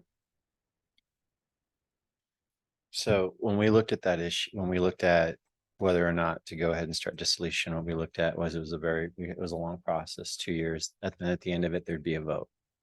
And one of the reasons why I was so direct about why I think it's wrong what's happening to the officers, and there's some of nothing, they didn't do anything, they just worked, is that I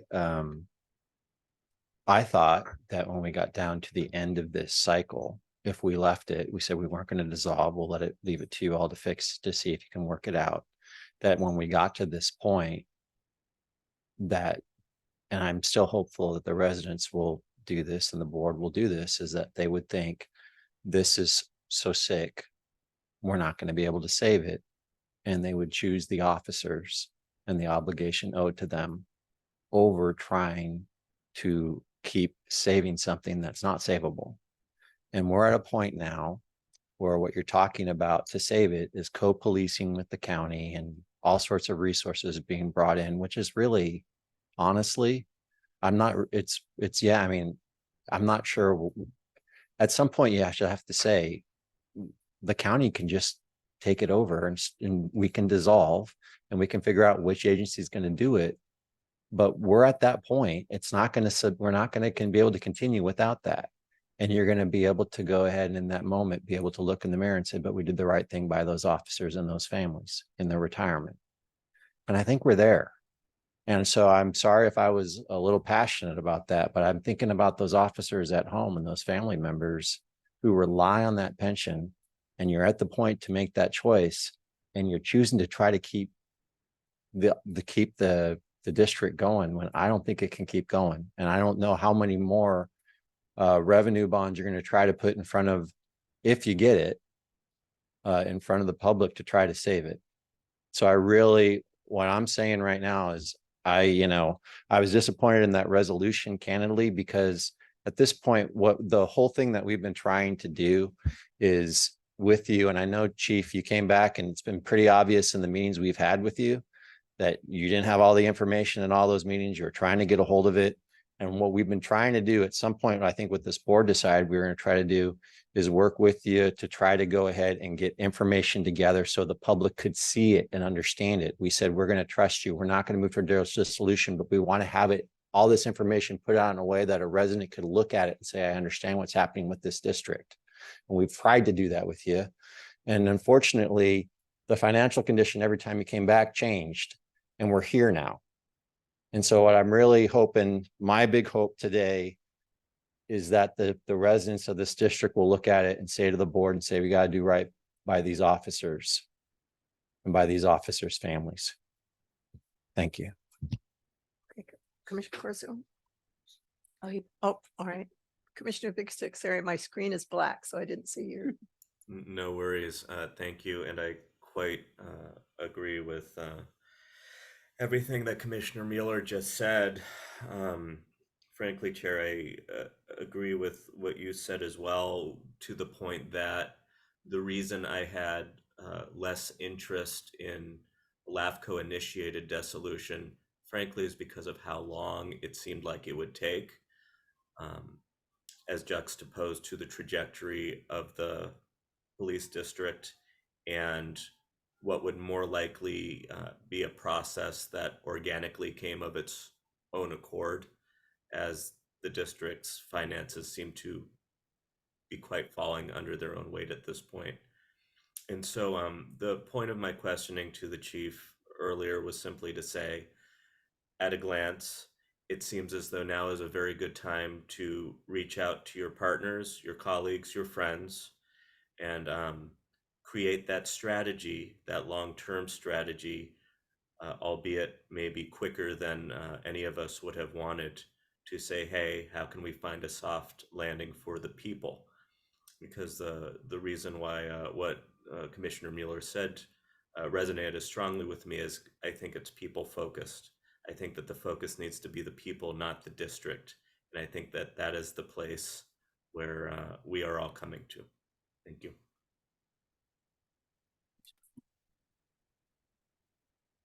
I'm interested in a quick review. So I'm an alternate. I don't come to all of these meetings. So I have a bigger learning curve, but I am interested in understanding what other avenues there are to begin a dissolution. I believe, I'm clear on the fact that LAFCo initiating that would take years, and I don't think that's the right path to go. But I would like to understand what other avenues there are besides the district itself beginning that process. Any other Harvey comments? I'm confused. My reading of what Rob provided us with did not include a 2-year process if LAFCO initiates. Is there clarification on that? If I may, through the chair, I won't pull the slides up and redo that presentation. But to briefly summarize both Commissioner Corzo's and Commissioner Rohrbach's question about LAFCO initiated solutions. So there is kind of a two-pronged process, or two ways to process a LAFCO solution. There was the more traditional way that has been described in LAFCO law for quite some time. That does not necessarily require a new municipal service review. It's anticipated that that would be probably a year-long process, as LAFCO would then need to create a plan for service, which would need cooperation with the service providers to be able to do that, along with identifying successor agencies. Now, through that process, though, for LAFCO initiated solutions, when you get to the protest proceedings, there's a lower threshold for protest, being, I think it's 10% protest threshold that would take an item to an election if it's a LAFCO initiated solution. So that is one of the things that we would, if the commission was to go down that route, that they would need to process and analyze about that particular threshold, because you would then leave it to a potential election. There is a separate process under SB 938, which was instituted last year, that requires a municipal service review for a district prior to LAFCO initiating a dissolution. If that MSR is completed, and there are certain findings made by the commission, it essentially allows a district to be put on a work plan to address those issues. If those issues are not addressed to the satisfaction of the commission can then, after a year-long waiting period, can initiate dissolution of a district. That's why that process would probably take closer to a 2-year, because there is a requirement of a 1-year waiting period. The benefit of that process, again, if LAFCO initiates, is that that threshold is then 25% protest threshold, which is similarly aligned with other initiations of dissolutions. So if an affected agency submits a proposal application to LAFCO to dissolve the district, say a county or a city or a school district, or there's a petition from registered voters or landowners within the area, that protest threshold for that proposal is 25% from the start. So there's no additional review that needs to be done by LAFCO. And that plan for service in those cases will be put together by that entity or group of people that are submitting that application to LAFCO. So there's potentially less work that LAFCO would necessarily put together for an application. And how long would that take? If a process was done from another entity through a number of hearings, that's probably a 6-month to a year-long period. If you include any kind of protest or election, obviously that might be longer. Thank you. I want to wrap up my comments by saying that it's very clear to me that there are still issues with transparency, accountability. Specifically, I do take issue with this resolution accusing the county of relentlessly, having a relentless quest for dissolution of the district, when from my understanding, that has not been the case. It is evidence that there is still an issue with taking responsibility for the financial reality within the district and how that reality came to be. And it really concerns me for the future of the district. And, hearing that there is potentially inaccurate information being given to residents is also very concerning. And as someone who takes good governance very seriously, I don't think it's okay to put, officers' pensions on the line to try to save a district that would very likely continue to have the problems that it's had for over a decade. So I'll wrap up there. Thank you. And my comments is I was sorely disappointed in this resolution. I think there's a lot of inaccuracies, and it seemed to be there is a tactic or behavior where people that have a problem point to everybody else and say it's their problem, I'm the victim, help us out, and they're crashing everybody else. And we've seen it over the course of our looking at issues in the public arena. And that's what this seemed to me, no taking responsibility that the district had any role in the problems that they're in. It's everybody else's problem. And I thought, boy, that's a tactic, because those same entities, you're saying you're biting the hand that you want to have feed you. And so I was thinking this was a bad start. But that's my comment. But I would entertain a motion for having us coming back maybe at our next meeting and then subsequent meetings to get updates as this progresses. Is there a motion? So moved. Second? Roll call, please. A discussion of the motion. Okay. Could it be? Would it be appropriate to have it very specific as to what we would like to receive from? If there are specific items, then yes, let's please. If there's something, let's detail it. Like, you're asking me for? Yeah, what Okay. would you like? Like progress in the talks with similar agencies, the San Mateo Sheriff's Office. Certainly fiscal issues. Help me out, guys. All of these things that we've been talking about, whether or not the bankruptcy has actually been filed, because that's not clear in my mind whether or not it has been. Let the record show that Officer Connolly shook his head no, that it has not been. Okay, so I heard fiscal setting, fiscal information, Right. progress with the discussions with other agencies, and the status of the bankruptcy. Yeah, I think that's right.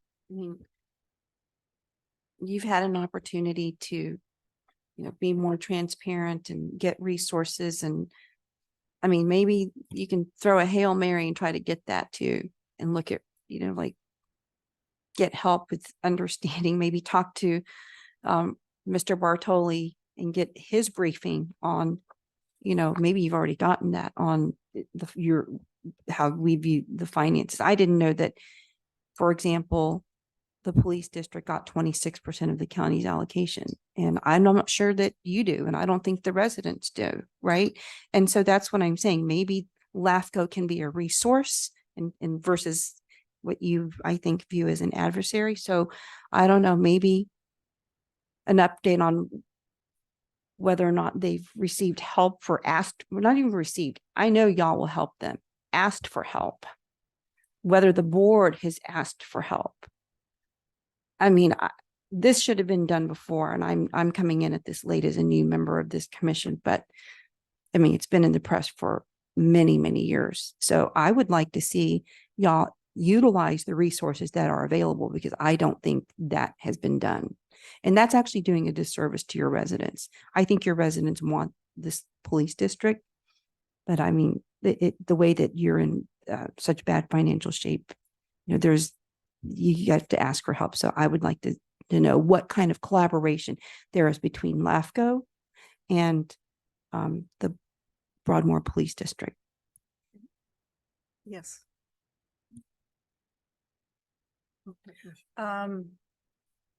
Progress on communication and with specificity with the residents, all of the residents of the Broadmoor protection area. Okay. So I hear four things. Progress with the discussions with other agencies, the bankruptcy and its status. What is it? Financial setting. Where are we now? Oh, actually it's 5.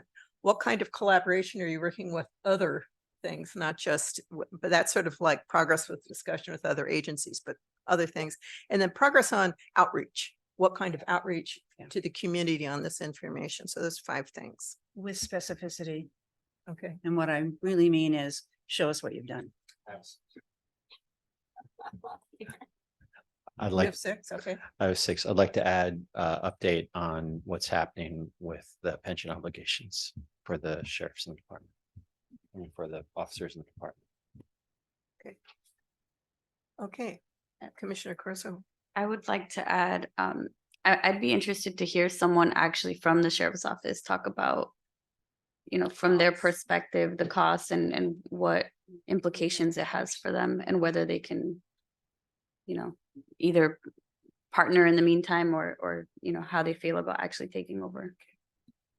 Don't know how we would do that. I would say How that would would that be be done? that's would be a separate referral that to the sheriff's office. Don't know if it will happen, but we can make that request because that's something that Sheriff Conley can't ask the sheriff to, but we could ask and they could choose to come or not. I You guess. could direct staff to have conversations with the sheriff's office, which we have had conversations with them before. Okay, So yes, we can continue to have the conversations on particular questions that the commission may have now. Can that information be given to us at one of our meetings from the sheriff's office, or does it have to come from you as the staff? I can ask, and it probably would depend on the nature of the information that the Okay. sheriff's office may have. It may be simple enough that I can present it, and maybe that the commission may benefit from having a representative of the sheriff's office here to either answer that question or answer any additional questions they may have at that time. So that's something that we can plan for at a future meeting, though. And I Thank you. understand that direction. I would also like the Daly City Police Department to be at this meeting, or at least talk to you first about possibility of if they become a successor agency, how that would go about. Understood. And we have had conversations with Daly City Manager about this issue as well. Thank you. That's very helpful. okay. On this motion, we have a motion for information coming back from the district and then 2 referrals to our staff for information. Is there a second of that motion? We have a second? Okay, roll call, please. So that was a motion by Commissioner Chancarelli and a second by Commissioner Barback. Commissioner Big Stick, Yes. Commissioner Chancarelli, Aye.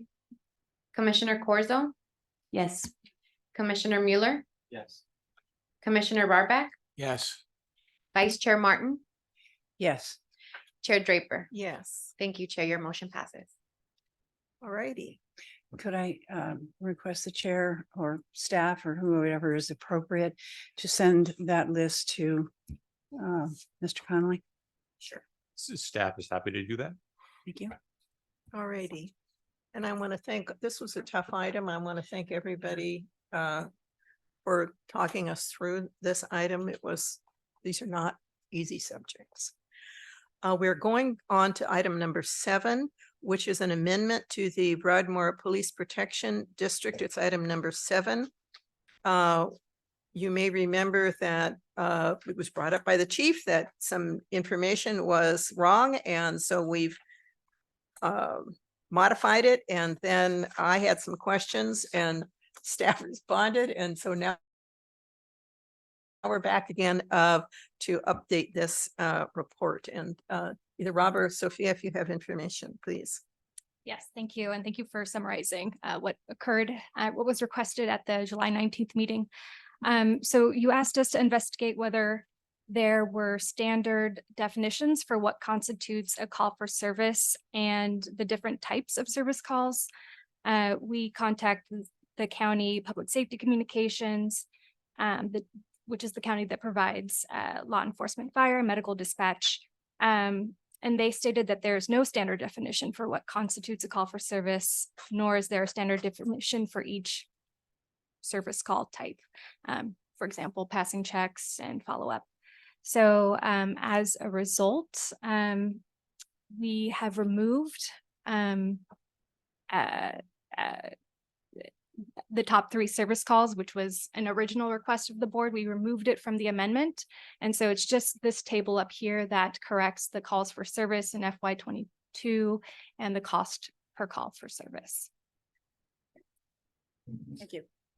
Are there any questions of staff? Seeing none, do we have any public comments?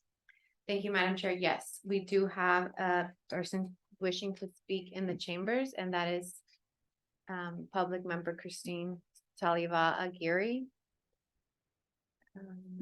Give me 1 sec, give me 1 second. Give me 1 second. Go ahead. I just wanted to continue a little bit about from what I was speaking last time. I do understand Commissioner Mueller's stance on retirement. I'm a county employee. I'm actually taking time away from my office right now and I need to get back. But I do want you to know that, and I think Commissioner Chang Curley had heard that we were going to try to get together a committee in order to add a second assessment. And my husband and I are both board members and we're both on that committee. So that's something we're going to be starting. And basically, we are going to be fighting tooth and nail with the police department to keep them. Our Broadmoor residents, with the exception of Ms. Hall, are standing behind them and we want them. There was an incident a few weeks ago where somebody had a knife or something over near the Colma BART station, and the sheriff's office was called and our officers were called. With lights and sirens, it took the sheriff 13 minutes to get there from Millbrae. It took our officers 3 minutes. That's the kind of service I want. Somebody's going to show up at my door in 30 seconds to 3 minutes when I call 911. Not somebody who's going to get there in 13 minutes. Because any extra minutes can mean the difference between life and death. So please, Commissioner Rarbeck, please reconsider your stance on dissolution. Let's do the MSR, let's work on it, and let's work on keeping our Broadmoor department, please. Thank you. Any other, Yes, we have one person wishing to speak on Zoom, so I will call on Andrea Hall. Okay, so this doesn't really have to do with this item, but I find it very ironic that Miss Aguirre is upset that her own pension would be taken away, but she doesn't understand that to move forward with the Broadmoor Police, she has to take away the pensions of other people who have worked for them. I mean, it's just outrageously ironic. I mean, it's just, I guess to me, it's just an example of like, you can love something and you can have nostalgia for it, but if you can't afford to keep it, then it doesn't matter. And I just wish that there was something that I could do to make them understand that you can't steal from people and then bankrupt out of it and renegotiate your other obligations and act as though that's completely fine. It's just wrong. And, you know, there's just a sense that the rules don't apply to her. She doesn't even have to, you know, she doesn't even have to comment on what the actual item is. Anyway, thank you very much. Thank you, Ms. Hall. And with that, Madam Chair, we have no further hands raised for item number 7. okay, do we have a motion? And if you could put back up what the recommended motion is for this particular item, please. Approve motion amendment 1 of the final special report on Broadmoor Police Protection District. Do we have a motion? I'll move. Second. Can you provide, thank you. We can roll call, please. Thank you. So that was a motion by Commissioner Chang Corrali and a second by Commissioner Corzo. Commissioner Big Stick, Yes. Commissioner Chang Corrali, Aye. Commissioner Corzo, Yes. Commissioner Mueller did step out. He's right here. We're roll call. Yes. Commissioner Rarback, Yes.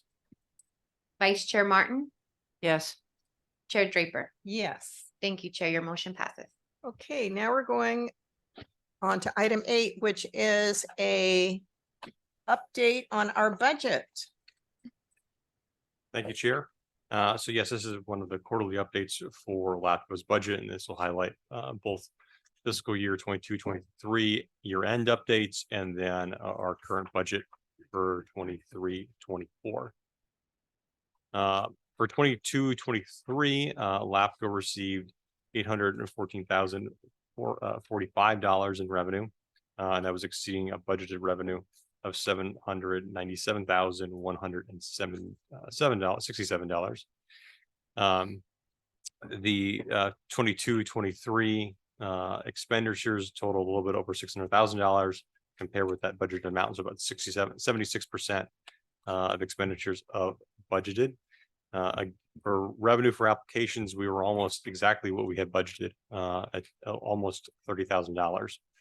The largest variance between expenditures and revenue was due to the vacancy for 2 months of the management analyst position, fewer conference expenses, and then lower than anticipated legal charges. For year-end fund balance of $207,000, that was carried over into 23-24. As of for fiscal year 23-24 year to date update, we received about 84% of the 1/3 apportionment, and we're working with the controller's office for those few member agencies that have not paid their dues to LAFCo to have that completed. Application revenue to date is approximately $7,000. That actually is out of date, probably about 2 applications now, so it's probably closer to almost $20,000 because we received a large application for an item. A carryover of that $207,000, that was approximately $50,000 less than anticipated in our May budget. That will not impact 23-24 activities or funds, but that may result in a future increase to the 1/3 apportionment for 24-25. We have typically used the fund balance to basically keep our 1/3 apportionment as low as possible. But obviously with increasing costs, we may need to then increase our 1/3 apportionment to member agencies. And our approximate year-to-date expenditures is about 10% budget, and we're within budget for all categories. And with that, I'm happy to answer any questions. Are there any questions? Seeing none.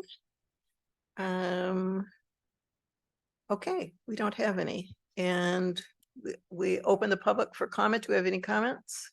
Thank you, Madam Chair. We did not receive any speaker slips for anyone wishing to speak in chambers, and there are no virtual hands raised on Zoom. Thank you. Okay, we'll close in the public comment and go on to item 9, which is 9A is the legislative report, and Sophia has some information. This will be a pretty short update, because the state legislature session closed last week.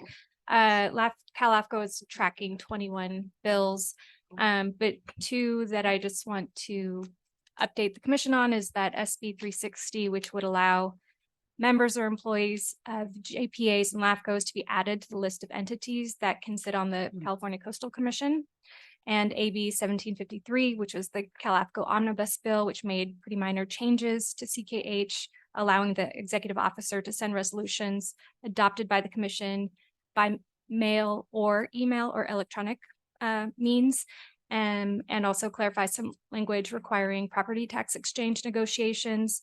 Both of those bills have been signed into law.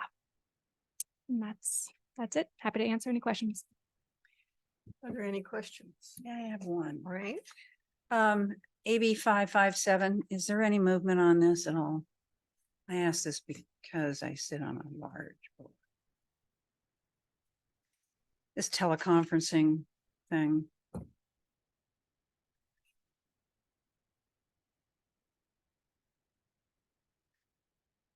That'd be great. Next meeting's fine, Tim. Thank you. Do we have any comments on this item? Thank you, Madam Chair. We did not receive any speaker slips for item 9, nor do we have anyone wishing to speak on Zoom. Okay. Item number 10, my favorite one, the agricultural report. So good. I love it. Do you have any additional information on this? No, it is just in the packet for information, because sometimes we get very involved in the urban areas of the county. But one of our mandates is protecting ag and open space, and we always like to share the good work for the from the Ag Commissioner's office and present the annual crop report to the commission. I don't have any additional comments, and I believe both of the county members have seen that report and had a good discussion about it, but I have nothing else to add. Sure. So I really appreciated this report, and I love the fact that it's in here because most of the rural agricultural areas are in the unincorporated area where special districts have a lot of, work that we do. So thank you for including that. I actually had a harbor board meeting today and referred to your commercial fishing catch numbers in my comments. So it was very informative. Thank So you. I will take no credit for those numbers again. That those are the good folks at Yes, the the Ag Weights and credit, Measures yes. office. We are just sharing their report. Thank you. In years past, there had been, you could go visit different farms. There were tours. And I learned a lot by those. And we went and looked at the fish. And we did a field trip. And we learned about aquaponics and everything. So I don't know who organized those, but we came over to your side of the world and we saw a lot. I think I went 3 times and saw goats and everything else. And but I really appreciated how diverse this county is when I was over there. Well, I would like to offer an invitation for any of the commissioners or all the commissioners in the commission to come and visit the Harbor District at any time. All right. We now have an opportunity for any commissioners to provide any other comments. Staff, if I may, staff does have 2 Okay. updates as well. If I can go back to the slides, Angela. So just because we are looking at some other items that we are coming up, we do plan on having we have 2 meetings for the rest of the calendar year. We are looking at holding a special meeting on October 25th at our, so it's a Wednesday, but it's the 4th Wednesday of the month. That'll be at 2:30 here in the San Mateo County Board of Supervisors chambers. And then our regular November meeting on November 15th in anticipation of holding a hearing on the proposal related to the East Palo Alto Sanitary District subsidiary district proposal from the city of East Palo Alto. We are tentatively scheduling the November 15th meeting to be at 6 p.m. at the East Palo Alto City Council chambers. And if that is scheduled for that meeting, we will certainly reach out to the commission and interested parties to make them aware of that change. Those are that's the item that I have right now related to upcoming board meetings. I do have one additional item, and that is that I would like the commission know, to know that there is a staffing change happening at LAFCo. And Angela Montez, our LAFCo clerk, will be leaving us here in the early part of October. She will not be going very far though, as County Planning and Building has, I'm going to say, poached her from us, and she will be the new executive secretary for that department. And I just want to, it is, it very much is. And I just want to acknowledge all her work that she has done for us. She got hired at a very trying time in December of 2019. So she had to learn the ropes quickly about LAFCo and commission meetings right before she all transferred to learning about how to do Zoom meetings. And she did exemplary work in doing that, and now having to manage hybrid meetings that we were back in person and online. And she has done a lot of behind the scenes work to make these meetings go very smoothly and a lot of the LAFCo work move ahead. And she's been a great teammate at LAFCo and she'll be missed, but again, won't be very far. And I just wanted to thank her again. Thank you. Thank you. And I will adjourn this meeting at 4:40. Oh, Has his hand up. I have one question. whoa, I will not adjourn One this question. meeting and I will One get question. to you. Yes. Who's replacing her? We'll be Nobody going. can replace you. No one I can. said that wrong. She will be thankfully, she's gracefully enough to be able to provide services potentially to our commission at meetings while we are looking for to fill that position, because it is a shared position between us and the San Francisco Airport Roundtable. So Angela has 2 hats that she has been wearing. She'll have the 1 hat now at planning, but we will be looking and working with our it's a planning department position, so we will be working with planning to fill the position. Thanks. Commissioner Bixick, I'm sorry, my screen is black, so I didn't see. No worries at all. I wanted to say congratulations to Angela as well. I also wanted to take a brief moment to invite all of my colleagues to Pacifica this weekend on the 23rd and 24th for our annual Fog Fest celebration. Contrary to the name, it's often the sunniest day of the year in Pacifica. Lots of good food, music, and shopping, and it's just a great time to be had. So if you're not busy, come on by Pacifica. All right, thank you. And now I'll adjourn. One more. Oh my Sorry, gosh. I do want to circle back and answer Commissioner Martin's question about the status of AB Oh, 557. thank you. This is a bill that would extend indefinitely the procedures that were in place under AB 361 that would allow remote meetings during a period where there's a gubernatorially declared emergency. Mhm. And the bill passed both houses of the California legislature and is on the governor's desk for Oh. signature. So it may very well become law, but we don't know for sure. It's still sitting on the governor's desk and has been there since September 15th. What's he doing? All right. All right, 4:45. Please. I don't think Mr. Conley